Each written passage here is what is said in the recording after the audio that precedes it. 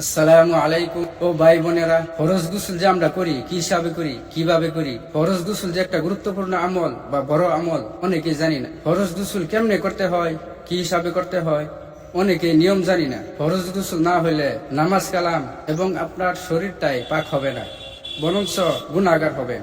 গুরুত্বপূর্ণ কথা হইলো ফরজ গোসল কি কি কারণে ফরজ গোসল হয়। 1 নম্বর, স্ত্রী সহবাস বা স্বপ্নের দোষ বা শিকিয়া গন্ডগোল বা ও কারণে বীর্যপাত হওয়া। এখন আমরা জানবো ফরজ গোসল কয়টি। ফরজ গোসল হইলো 3 প্রকার।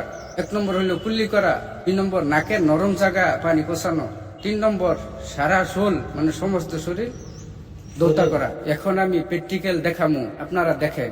এখন আমাদের প্রথম কাজ হইলো এস্তেঞ্জায় যাইতাম। এস্তেঞ্জাইতে বাইরে প্রথমে সুন্নতি একটা উজু করতাম।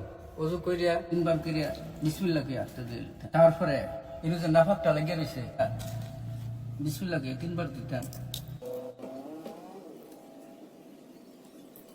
ভাই 3 বার দোয়া হয়ে গেছে। এখন আটটাও কিছু নাফাক হয়ে গেছে, আটটাও 3 বার করে দিয়ে দিতাম।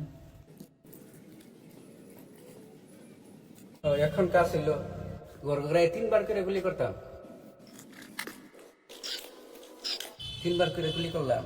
যদি রমজান মাস হয় আমরা গড়গড়ায় গুলি করলে রোজা নষ্ট হয়ে যাবে। রমজান মাস হিসাবে করতাম যাতে ভিতরে পানি না যা। 2 নম্বর কাজ হইলো নাকের নরম জায়গা মানে ভিতরে পানি পৌঁছাইতে হবে। যদি উপর পানি করুন তাহলে গোসল হবে না। আর রমজান মাস এই লাহে করে পানি পৌঁছাইতে হবে। প্রথম বিসমিল্লাহ কইয়া ডান সাইড 3 বার করে পানি ডাল, তারপরে বাই সাইডে 3 বার করে ডাল।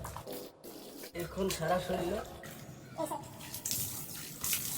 বাবা করে বৈশ্য মজ্জা যাতে সারা শরীর পশম যাতে শুকনা না থাকে। আর গুরুত্বপূর্ণ কথা হইলো মেয়ে মানুষের আংটি আছে, চুরি আছে, লারিয়া সিরিয়া বালা করিয়া যাতে পানি ভিতরে ঢুকে, এই হিসাবে গোসলটা করবেন। ভাই এখন গোসল করা শেষ, ভালো লাগলে শেয়ার করে দিবেন।